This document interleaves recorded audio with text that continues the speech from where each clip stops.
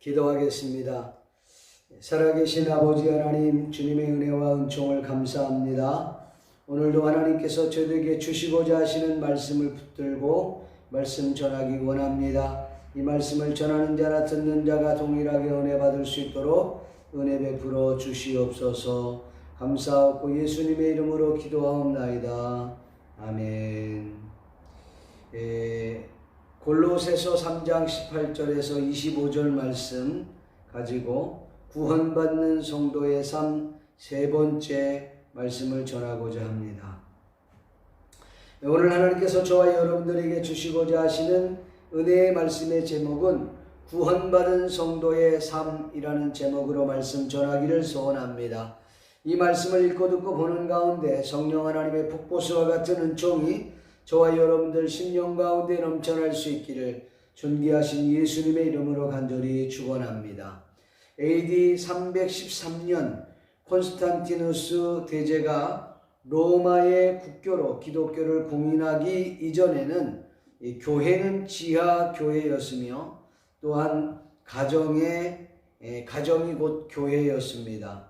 성경에 나오는 많은 교회는 대부분의 가정들이었습니다. 예루살렘의 교회는 마가 다락방이었고 빌립보 교회는 루디아의 집이었으며 또 라오디게아 교회는 눈바의 집이었습니다. 그리고 고린도 교회는 가이오의 집이었을 것이고 골로새 교회는 빌레몬의 집이었을 것으로 추정합니다. 이처럼 가정과 교회는 밀접한 관계를 가지고 있습니다. 기독교는 가장 가정적인 종교다 이렇게 말할 수 있습니다. 우리는 하나님을 아버지라고 부르고 또 예수님을 신랑, 교회를 신부 또는 하나님의 집 이렇게 소개하고 있습니다. 또 성도를 하나님의 아들, 딸, 저와 여러분들이 교회 안에서는 서로가 형제요 자매라고 호칭하고 있습니다. 그렇게 호칭할 만큼 우리가 가정적이다라는 것이죠. 실제로 웨슬리의 감리교 운동이나 독일의 경건주의 운동, 미국의 부흥의 운동, 북면의 부흥 운동이나 또 한국의 평양 대부흥 운동 또한 가정에서 기도회로부터 시작이 되었다는 사실을 우리는 잊지 않아야 합니다. 그러니까 교회의 부흥 운동은 가정으로부터 시작이 되었고 저와 여러분들의 가정 또한 교회 부흥의 시작이 될 수 있음을 잊지 않기를 바랍니다. 오늘 저와 여러분들이 읽은 이 본문 골로새서 3장 18절에서 25절 말씀을 보면 마치 에베소서 5장과 6장을 읽는 느낌을 받습니다. 에베소 5장과 6장은 이 부부에 관련된 부분, 또 부모와 자식에 관련된 부분, 그리고 사회생활에 관련된 부분들을 다루고 있는데 골로새서 3장에 있는 이 말씀과 에베소 5, 6장의 말씀은 너무나도 유사합니다. 유사한 정도가 아니라 이 말씀을 골로새서 3장에 있는 말씀을 에베소 5장, 6장은 좀 더 포괄적으로 잘 풀이해 놓았다 그렇게 보면 좋을 듯 싶습니다. 그래서 저는 오늘 에베소 5장과 6장을 토대로 본문을 해석하면서 은혜를 함께 나누고자 하는 것입니다. 자, 먼저 우리가 생각할 수 있는 것은 본문 18절 말씀에 보니까 아내들아 남편에게 복종하라 이는 주 안에서 마땅하니라 이렇게 기록하고 있습니다. 본문에서 아내들이 남편에게 복종하는 것이 주 안에서 마땅한 것이라고 설명합니다.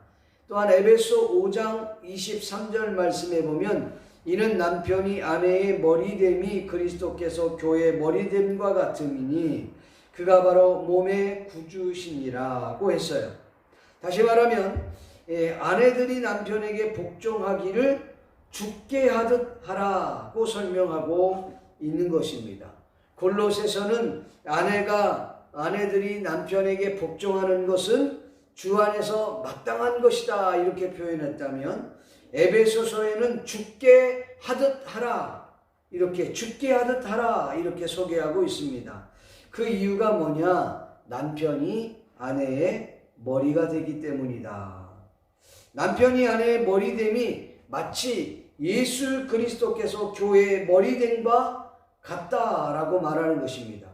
교회가 그리스도에게 하듯 아내들 또한 범사에 자기 남편에게 복종하라 이렇게 소개하고 있습니다.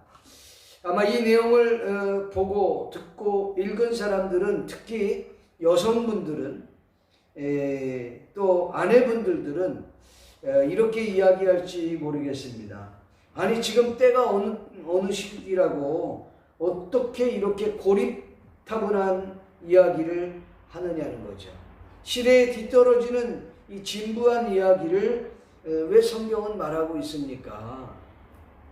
인권 존중, 남녀 평등을 주장하는 21세기를 살아가고 있는 이들에게 이와 같이 여자를 남자의 종처럼 내지는 남자의 부속물처럼 여긴다는 것이 얼마나 말이 안 됩니까? 이렇게 반문을 할 것입니다. 참 기가 막힌 이야기를 성경은 말하고 있다. 이렇게 반항하는 분들이 있을 것입니다. 제가 여러분들에게 부탁하고 싶은 것은, 하나님의 말씀은 어제나 오늘이나 내일 똑같습니다. 기준이. 그때도 그랬다면 지금도 그런 것입니다. 야, 목사님 한술 더 뜨시네요. 이렇게 생각할 수 있을지 모르겠어요. 한번 좀 생각해 보려고 해요. 성경에서는 남녀 불공평한 것을 말하고 있지 않습니다. 남자와 여자는 동등한 존재이고 남녀 차별을 운운하는 말씀이 오늘 이 본문의 말씀은 아닙니다. 어떻게 보면 성경은 남자보다 여자를 더 지혜롭게 만들었다. 더 지혜로운 존재가 여성이다 라고 이야기하고 있습니다. 여자를 원어로 보면은 에젤이라고 하는 표현을 씁니다. 원어 성경에는 이 에젤이라는 뜻은 뭐냐면 돕는 자라고 하는 뜻을 갖고 있습니다. 생각해 보십시오. 돕는 자가 멍청하면 도울 수 있겠습니까? 돕기는커녕 오히려 짐이 되고 말 것입니다. 그렇다면 하나님께서 왜 하와를 에젤, 돕는 자로 아담에게 붙여주셨을까요? 아담 옆에 세워주셨을까요? 왜 아담에게 하와를 주셨을까요? 하와가 멍청한 여자라고 한다면 하와를 아담에게 주심이 만무합니다. 그러니까 하와는 멍청한 사람이 아니라 아주 지혜롭고 똑똑한 사람, 상담이 가능한 사람에 오늘 옆에서 아담을 충분히 도와줄 수 있는 지혜롭고 똑똑한 사람이었을 것이다 라고 우리가 보면 좋습니다. 어떻게 보면 남자인 아담보다도 더 똑똑했을지도 모릅니다. 이처럼 하와는 아담을 도우라고 세워진 존재입니다. 성경은 절대로 남녀를 차별하라고 말하고 있지 않습니다. 그렇다면 오늘 본문은 왜 여성으로 하여금, 이 아내들로 하여금 복종하라, 이것이 마땅하니라, 주 안에서 마땅하니라, 죽게 하듯 하라, 이렇게까지 강조하고 있는 것입니까? 성경은 여자가 남자에게 복종하라 라고 말하고 있지 않습니다. 아내들아 남편들에게 복종하라, 이것이 마땅한 것이고 죽게 하듯 하는 것이 옳다라고 말하고 있습니다. 이것은 남편과 아내를 주종의 관계라고 보라는 말씀이 아니라 각자 다른 역할이 있다는 말씀입니다.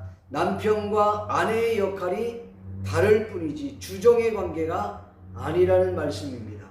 근데 남자와 여자도 같은 맥락에서 본다면 이해하기가 쉬울 것입니다. 남자와 여자의 역할이 다를 뿐이지 차별을 하라는 말씀이 아니다.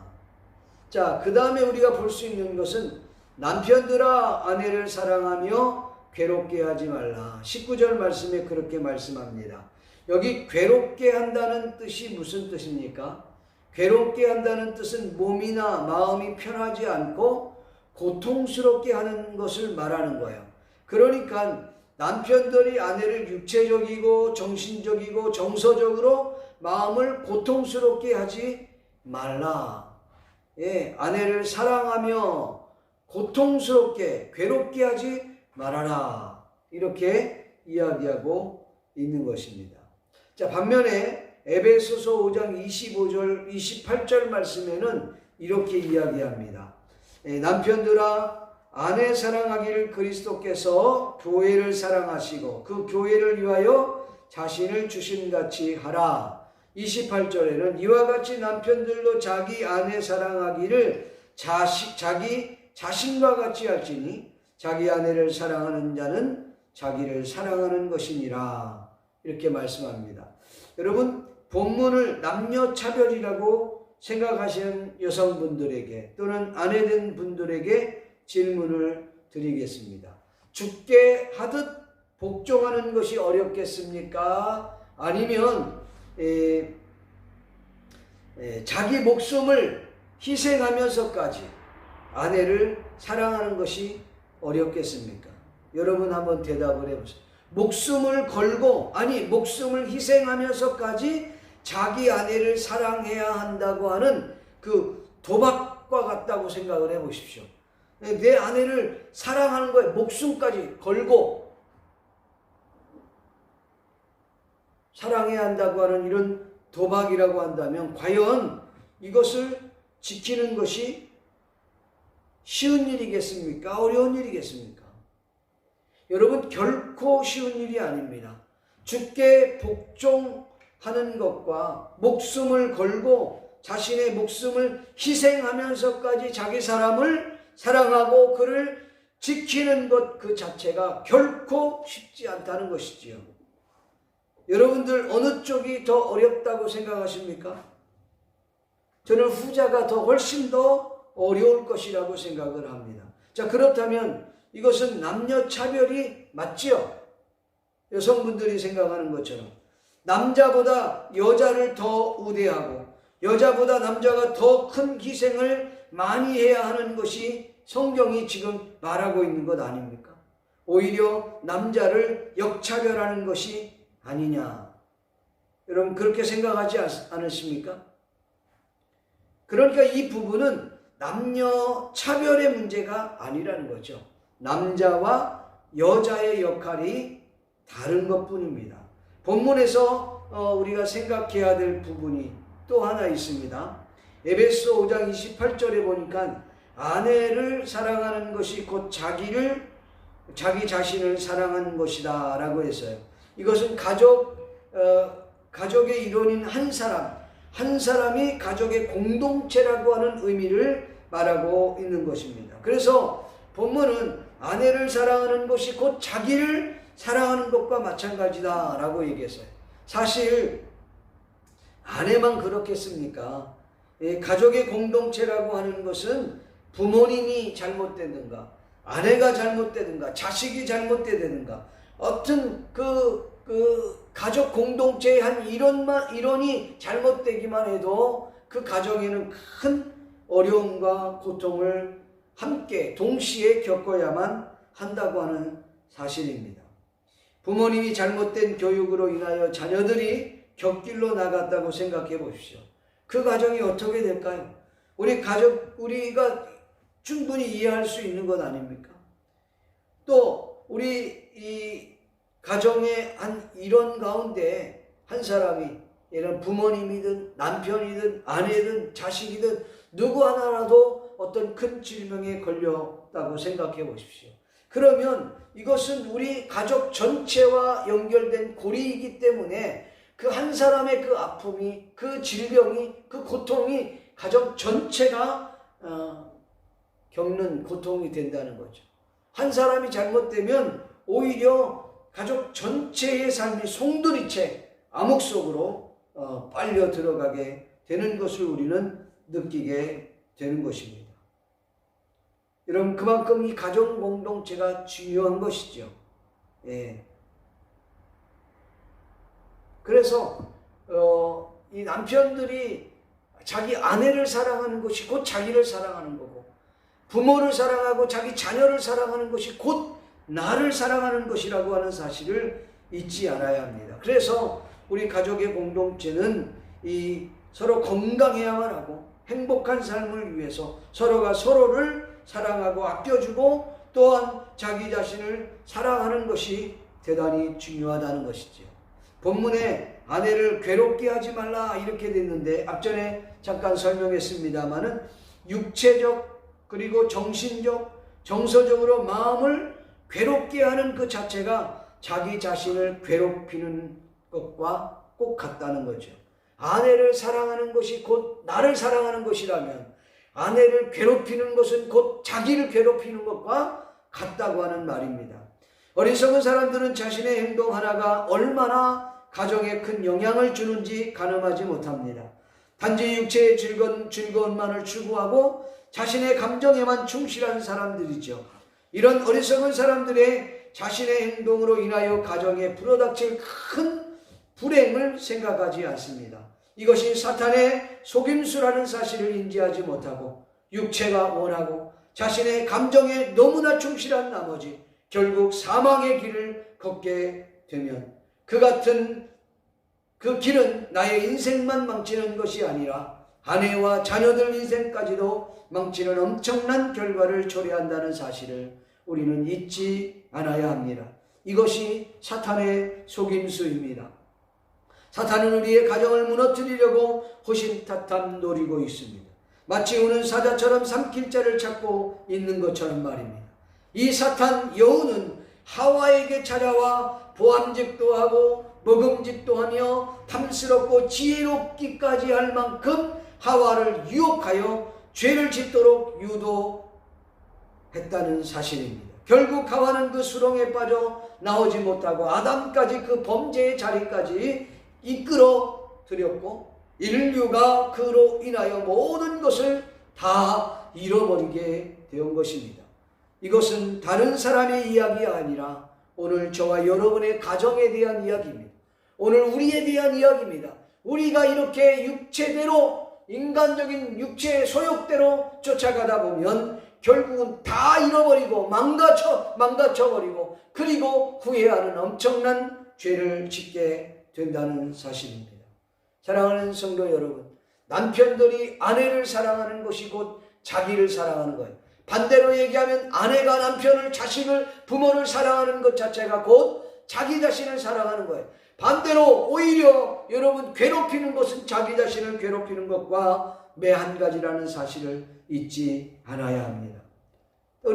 그리고 자녀들은 부모에게 순종하고 20절부터 21절에 나옵니다. 또한 아비들은 자녀를 노엽게 하지 말아라. 우리가 이 지금 가정에 관련된 부분들을 이 골로새서 교회는 말씀하고 있습니다. 부모에게 순종하는 것은 주 안에서 기쁘게 하는 것입니다. 자녀를 노엽게 하면 그 자녀가 낙심한다고 성경은 말하고 있습니다. 여기에서 자녀를 노엽게 한다는 뜻이 무엇입니까?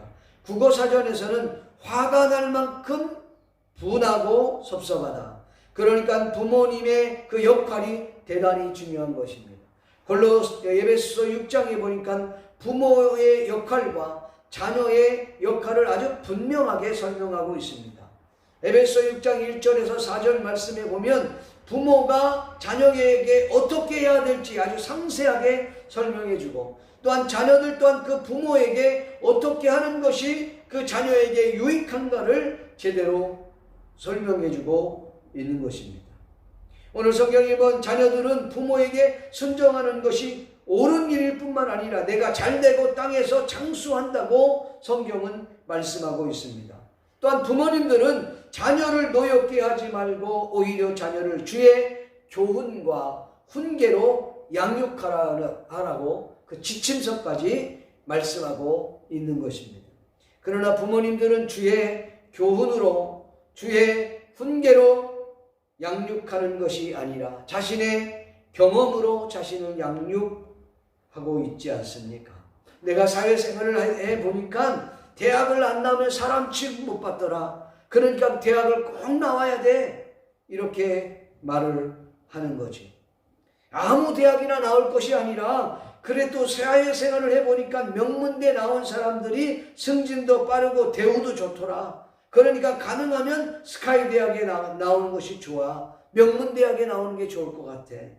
사회생활을 해보니까 경영학이나 경제학 이런 것들이 나오는 것이 훨씬 좋고, 그게 아니면 끄트머리가 사자로 끝나는 거, 그런 전문직을 갖는 게 훨씬 더 좋더라. 너는 그쪽으로 내 인생을 바꾸는 쪽으로 한번 해봐.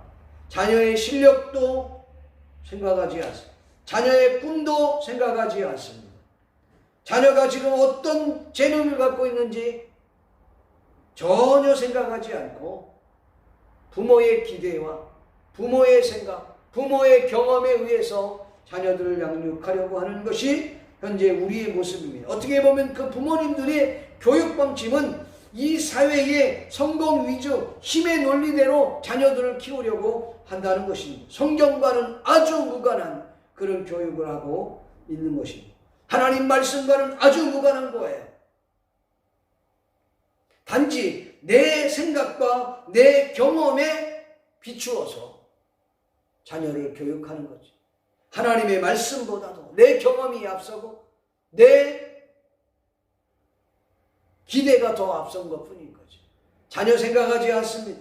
자녀의 재능은 생각하지 않습니다. 자녀가 지금 어떤 꿈을 꾸고자 어떤 생각을 갖고 있는지 별로 관심이 없다는 것입니다. 부모의 바람과 그 기대에 여러분 자녀들이 얼마나 눌려 있는지 아십니까? 그 기대에 부응하지 못하는 자녀들의 마음은 어떻겠습니까? 그 자녀들은 자기 자신에게도 분노하지만 또한 강요당하고 있는 그 자신에게도 분노하지만 강요하고 있는 그 부모에게 또한 참을 수 없는 화를, 분을 갖고 있다는 거죠. 이것이 성경이 말하는 노엽게 하지 말라 그런 말이에요. 옛 성경에는 경록게 하지 말라 이렇게 표현했는데 몹시 분하고 노여운 감정이 북받쳐 오르는 것, 그게 경록해입니다. 노엽게 한다는 것은 바로 이런 부분들을 담고 있는 것입니다. 아이들을 키우다 보면 이와 같은 현상들이 나오게 마련이죠. 그래서 우리 부모님들께서는 명심하셔야 합니다. 자녀를 키우는데 노하우를 성경은 분명하게 말씀하고 있습니다. 주의 교훈과 훈계로 양육하라는 것. 그 아이의 꿈이 뭔지, 그 아이가 지금 생각하고 있는 것이 뭔지, 그 아이가 잘할 수 있는 것이 뭔지, 그 아이가 좋아하는 것이 뭔지, 그것부터 보아야 되는데 그게 아니라 부모의 기대에, 부모가 사회생활을 해보니까 힘 있는 자가 살아남더라, 이걸 가르치는 거예요. 그건 옳은 모습이 아닌 것이지. 자, 마지막으로 그러면 우리 크리스천들의 사회생활은 어떻게 해야 할까요? 본문 말씀을 22절에서 25절 말씀에 기록하고 있습니다. 그 내용을 보면 이 사회생활의 중요한 원칙 4가지를 소개하고 있습니다. 그 첫 번째가 육신의 상전들에게 순종하라는 것입니다. 우리가 사회생활할 때 우리의 상사들에게 순종하는 것은 참으로 지극히 당연한 것입니다. 물론 범죄를 요구할 때에 순종할 수는 없지만 그 외에 직장 상사로부터 당당히 요구할 때에 내 마음에 들지 않고 내 이성으로 이해가 안 되고 내가 도저히 납득할 수 없는 일이라 할지라도 당연히 순종해야 한다고 성경은 말씀하고 있습니다. 두 번째로는 사람을 기쁘게 하는 자와 같이 눈가림만 하지 말고 하나님 앞에서 두려워하는 마음으로 성실한 마음으로 하라고 우리에게 말씀합니다. 그러니까 사람들 앞에서 그 사람을 기쁘게 해주려고 눈가림만 아웅하면서 그때 사람이 있을 때만 일하는 척하고 말이에요. 없으면 일 안 하고. 예전에 중국에서 일하시는 분들인데 중국에서 사업을 크게 하셨던 교회 성도님이 한 분 계셨어요. 지금은 베트남에 계셨는데 100명에 100명, 인원을 100명 가지고 일을 하는데 한국 사람 10명이 일하는 것보다 100명이 일을 커버를 못 해준다는 거예요. 왜 그러냐 했더니 거기 상사가 있고 거기 사장이 있고 그러면 일 열심히 하는데 사장 없으면 안 한다는 거예요. 왜? 몸에 배어 있어요. 이렇게 하든 저렇게 하든 열심히 하든 열심히 하지 않든 월급은 똑같이 받는 거니까. 이런 공산주의 사상이 늘 그렇게 있잖아요. 다 같이 똑같이 나눠 먹게 하자는 거죠. 열심히 일하는 사람은 일하지 않는 사람. 상관없다는 거죠. 자본주의 사회는 열심히 일한 사람들은 많이 대우해주고, 열심히 일한 사람은 적게 대우해주고, 열심히 일 안 하는 사람은 잘라버리고, 그게 자본주의 사회 아니에요. 그러니까 사람 보기에 아주 눈 가리고 아유 이게 아니라, 우리 크리스찬이라면 하나님을 두려워하는 마음으로, 성실한 마음으로 여러분 일을 하라는 것이죠. 셋째로는 무슨 일을 하든지 주님께 하듯 하라는 거예요. 무슨 일을 하든 주님께 일을 하라. 내 일을 할 때 주님이, 이것이 아브라함 카이퍼가 얘기하는 영역 주권 얘기하는 거 아니에요. 가정이든 가사 일을 하든 무슨 일을 하든 주님께 하듯 하라는 거죠. 빵을 만들면 마치 주님이 드실 것처럼 하고, 시계를 만들면 금은 보석을 하면 주님께서 차실 것처럼 하라 이 말이죠. 예배를 드리도 주님께 드리는 예배를 드리라는 것이죠. 찬양을 드리도 주님께 드리는 찬양을 드리라는 것입니다. 기도를 해도 주님께 드리는 기도를 해라. 사람 보기에 하나님 나는 저 서예와 같지 않게 하심을 감사합니다, 이런 그 바리새인의 기도가 아니라 진짜 주님이 듣는 그런 기도 말이에요. 하다못해 저와 여러분이 가사 일을 하든지 직장 일을 하든지 주님께 하던 일을 하라는 거예요. 네 번째 원리는 불의한 행동은 그에 대한 반드시 보응을 받는다는 것이죠. 그 자신을 인식하고 상 주실 주님을 바라보며 일하라는 것입니다. 믿습니까? 이 같은 마음으로 일을 한다면 세상에서 소금과 빛의 역할을 우리 크리스찬들이 당당하게 하게 될 줄로 믿습니다.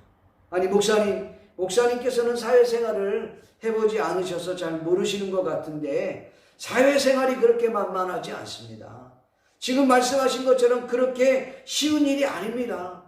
이렇게 말씀하실 분들도 있을 줄 압니다. 네, 그렇습니다. 쉬운 일이 아닙니다. 쉬운 일이라면 누구나 다 하겠죠. 쉽지 않기 때문에 하나님께서 하나님의 백성인 크리스천들에게 감당하라고 말씀하고 있는 것입니다. 잘 감당하는 자들에게는 하나님 앞에서 칭찬과 상을 얻게 될 것입니다.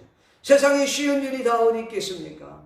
다 어렵고 힘들며 고통이 따르는 게 마련이에요. 그러나 믿는 크리스천들이 남들이 하지 않는 일을 함으로 인하여서 주님께 영광이 된다면, 기꺼이 힘들고 어려운 일일지라도 잘 감당할 때 하나님께 영광을 돌리게 될 줄로 믿습니다. 제가 예전에 어느 성도님의 이야기를 들으면서 간증을 들었어요. 자기 부모님이 사과나 과일을 사갖고 오면 늘 그렇게 썩은 사과를 많이 사갖고 온다는 거예요. 그래서 왜 이런 걸 사갖고 오나 그랬어요. 아들이 물어본 거예요. 엄마, 우리는 좀 예쁜 사과, 이런 사과 먹으면 안 되냐고. 맨날 이렇게 썩은 사과를 어디서 주워 갖고 온 거냐고. 그랬더니 어머니가 하는 말이 두 가지 좋은 게 있어. 하나는 이 썩은 사과를 많이 이걸 사게 되면은 많이 작은 돈으로도 많이 살 수가 있어. 맛은 똑같거든. 그런데 또 하나는 이런 썩은 사과는 아무도 사가지 않거든. 그래, 그 썩은 사과를 그 장사하는 사람은 버려야 되잖아. 그러니까 믿는 우리가 그런 거 사갖고 와야지. 여러분, 충격 아닙니까, 여러분? 이게 크리스천이에요, 여러분. 남이 안 하는 걸 하는 거예요, 여러분.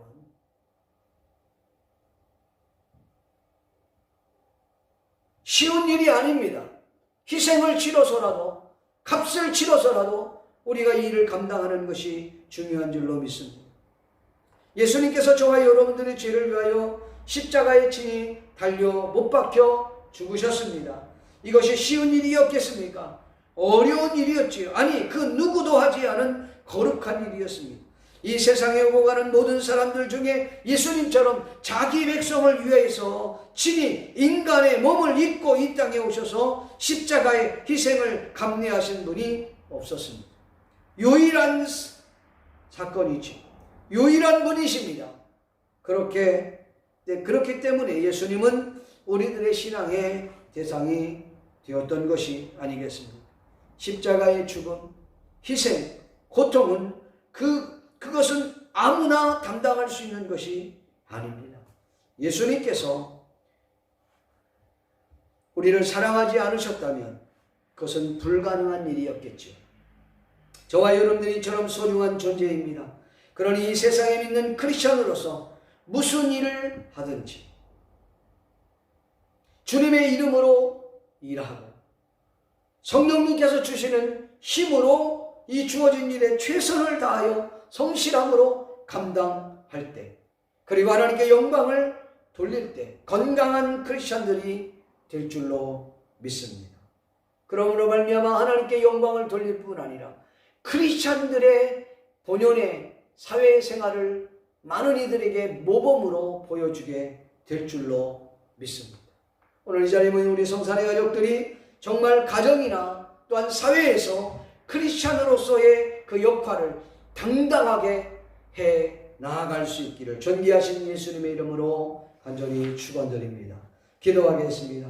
고마우시고 자비로우신 아버지 하나님, 하나님의 은혜와 은총을 감사합니다. 오늘도 우리 하나님께서 은혜를 베풀어 주시고 우리 모두가 하나님 앞에 마음의 무릎을 꿇고 간구하며 기도할 수 있도록 은혜 허락하여 주심을 감사합니다. 이 시간도 이 말씀을 통하여 새 힘을 얻을 수 있도록 하나님 도와 주옵소서. 예수님의 이름으로 기도하옵나이다. 아멘.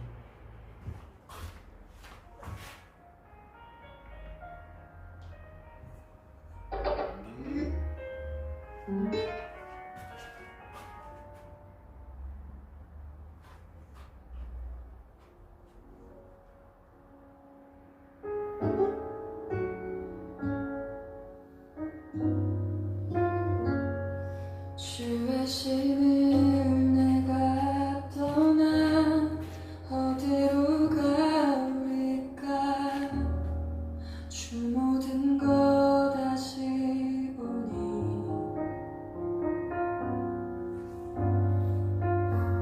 하늘 끝에 올라가도 저 바다 끝에 거할지라도 주가 거기에 계시네.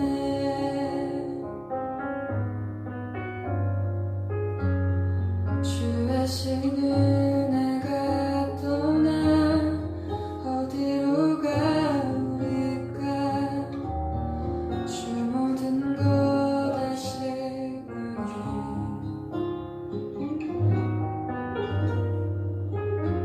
하늘 끝에 올라가도 저 바다 끝에 거할지라도 주 거기에 계시네. 나를 지으신 주 하나님, 그의 행하신 일 놀랍고 놀랍도다. 주여 나를 살피사 난 마음을 받아주소서.